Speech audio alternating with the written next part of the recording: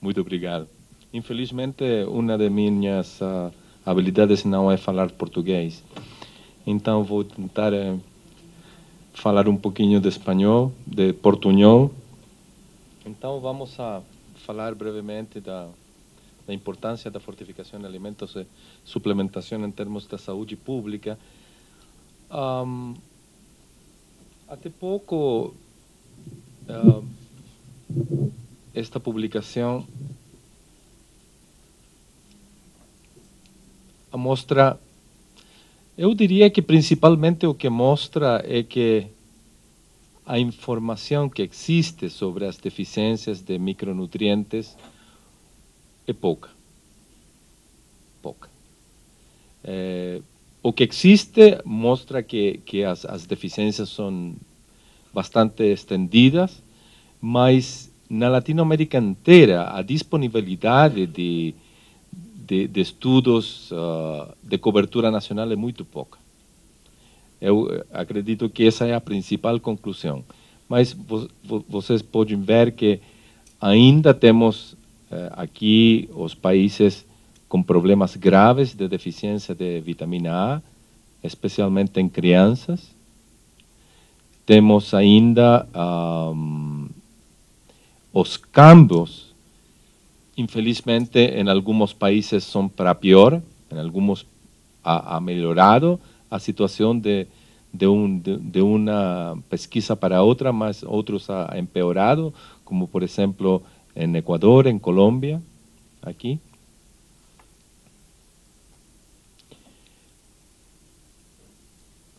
E a citação de folatos, eu acredito que é uma das grandes histórias de sucesso da fortificação de alimentos.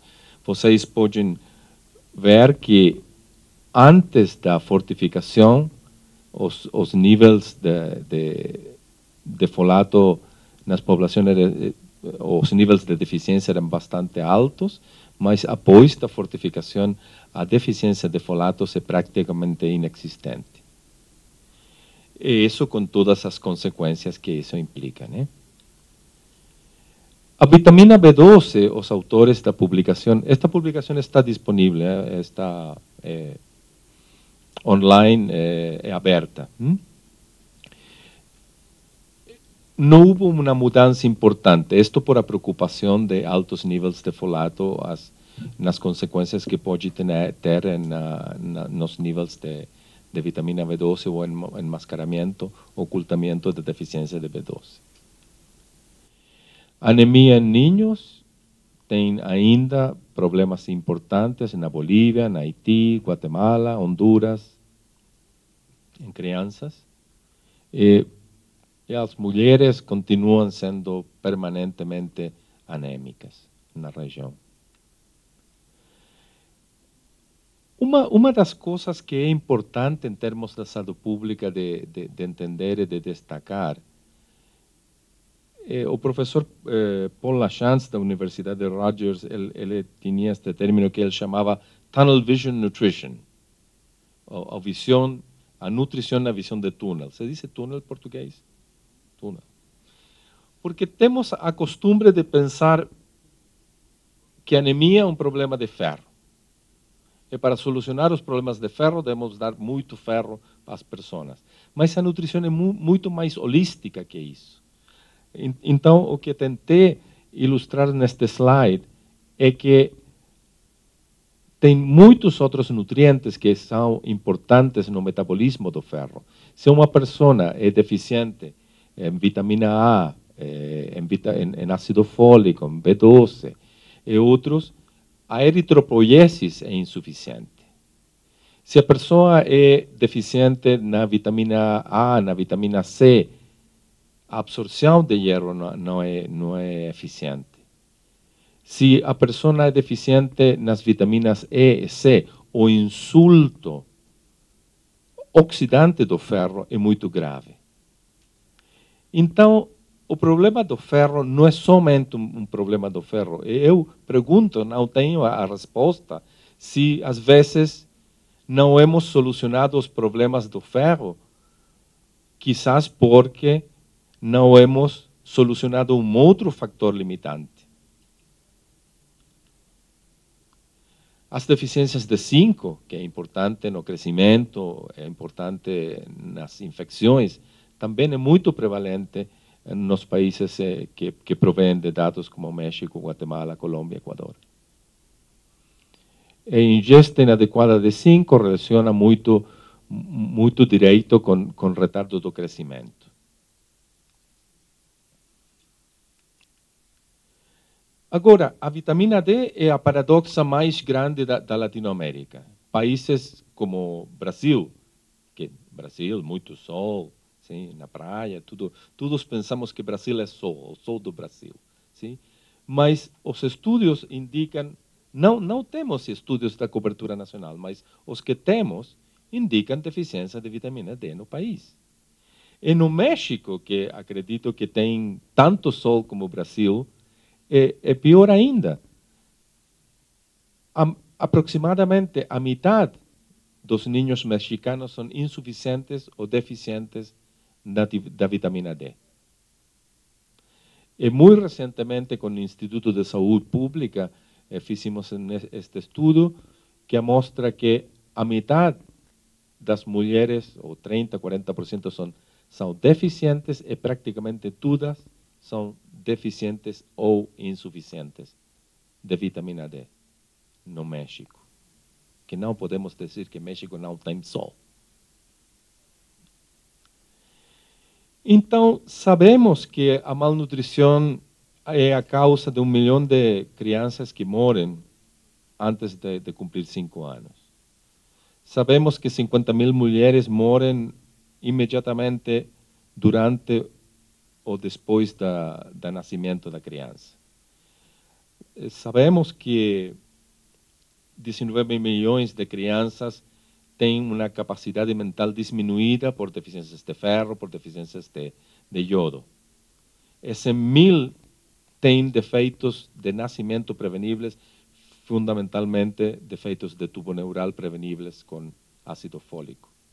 E as perdas no mundo por as deficiências somente de vitamina A, ferro, fólico,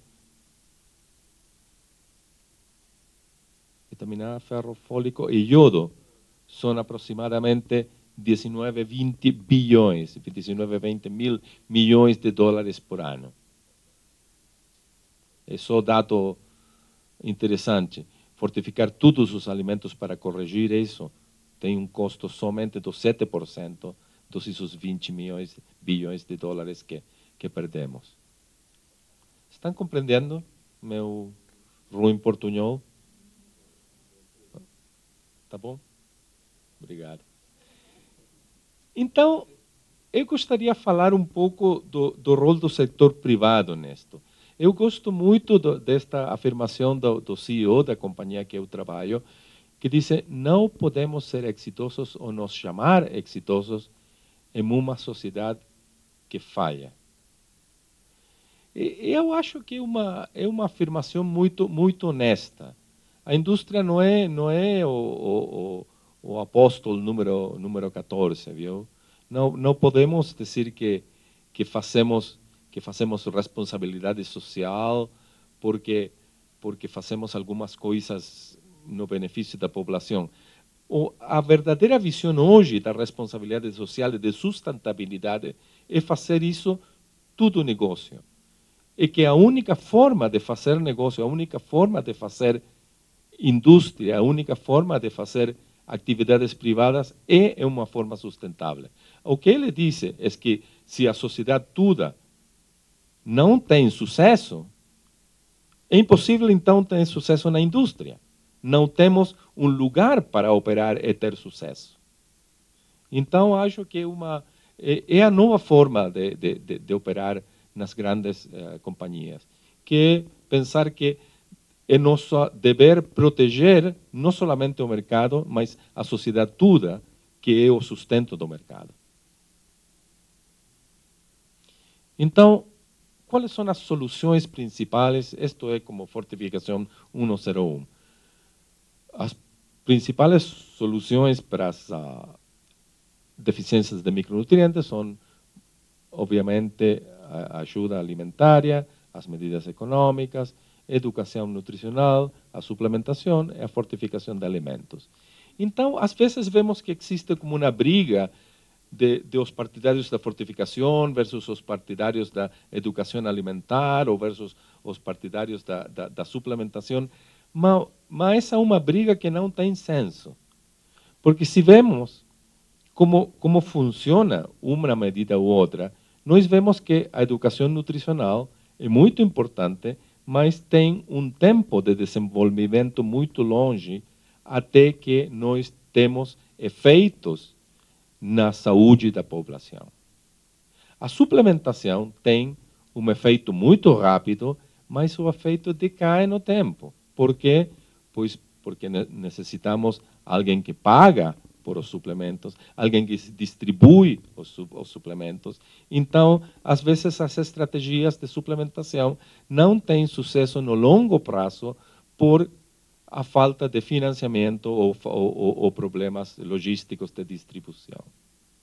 Então, a fortificação de alimentos tem uma velocidade de produzir um efeito um pouco mais baixa, mas tende a se manter no tempo, porque é totalmente transparente. Hoje, os brasileiros não sabem que eles têm um suplemento de fólico e ferro nas farinhas de trigo. Não precisa de uma decisão, não temos problemas de aderência.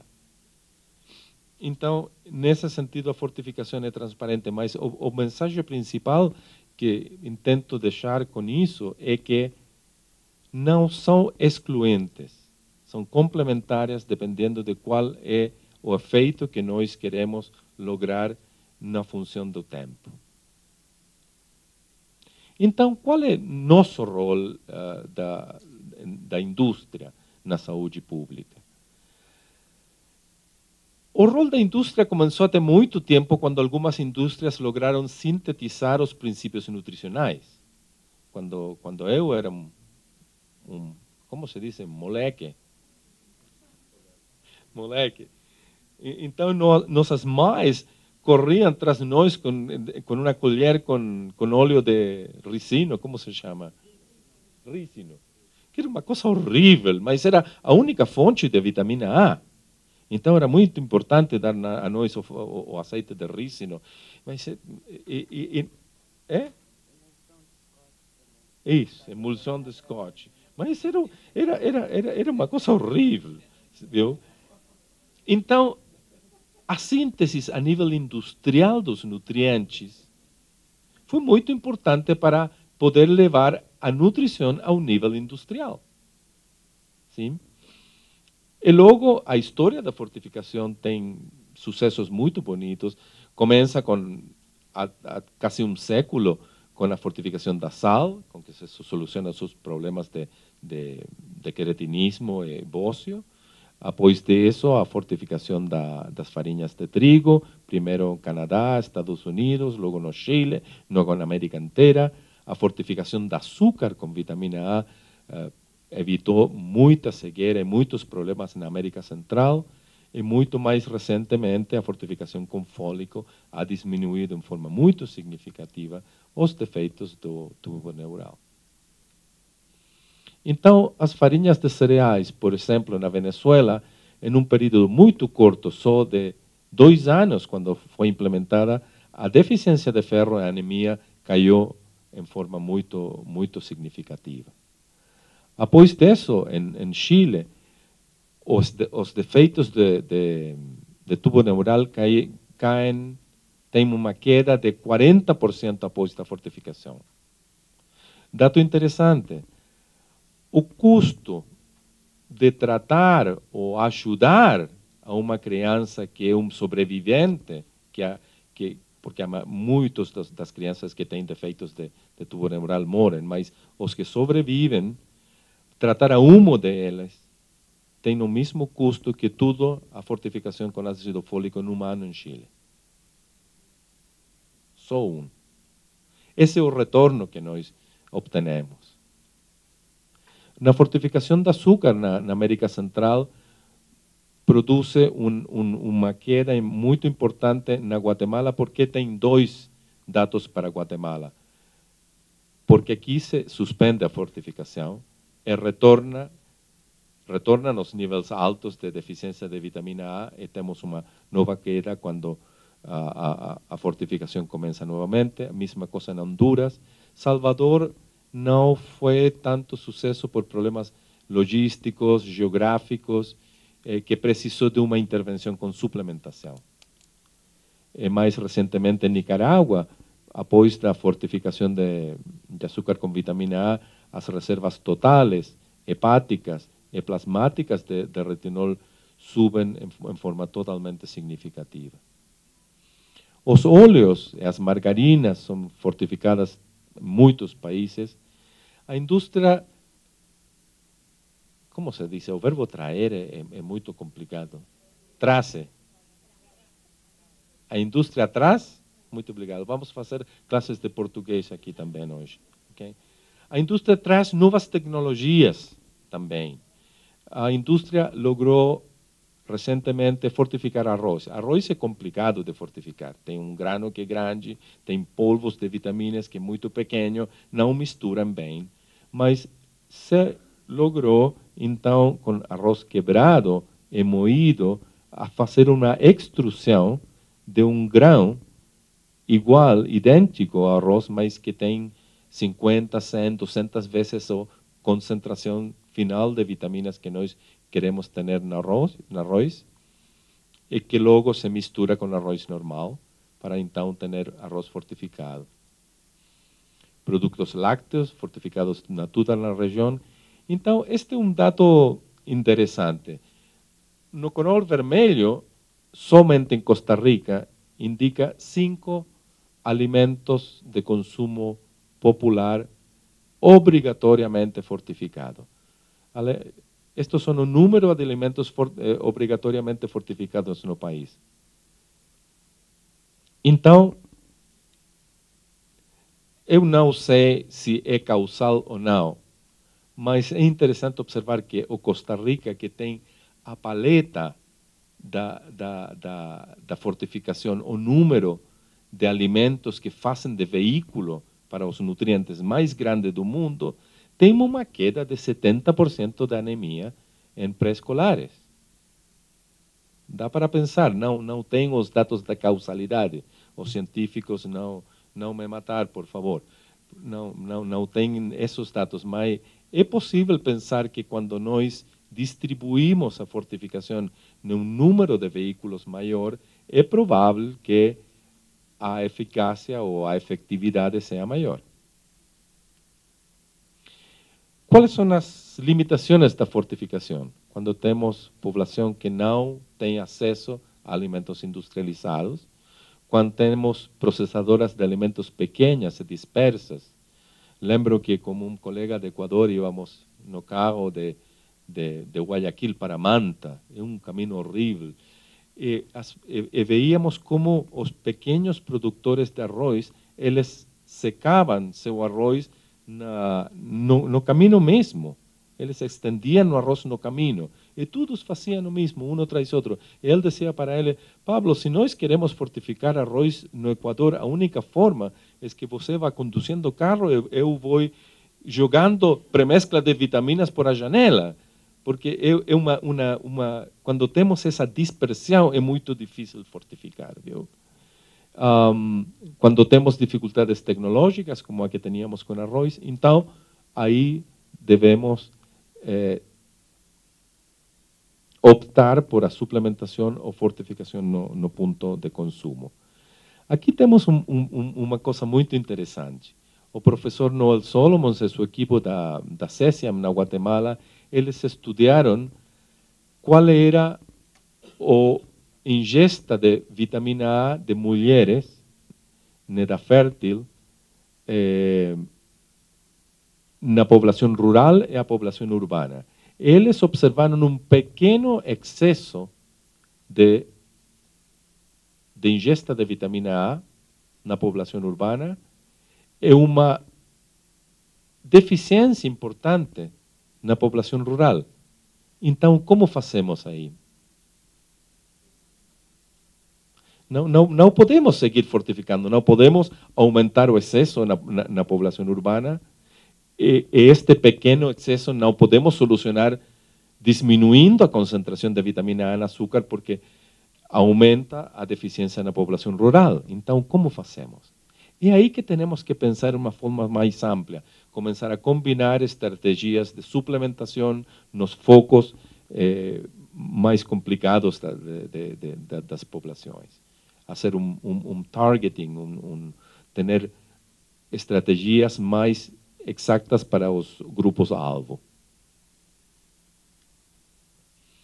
As limitações da suplementação é mais cara por micronutriente que nós entregamos, maior exigência logística, tudo isto mencionei. Então, as alternativas são fortificação no ponto de consumo, que é os mix-mis, os polvos de micronutrientes.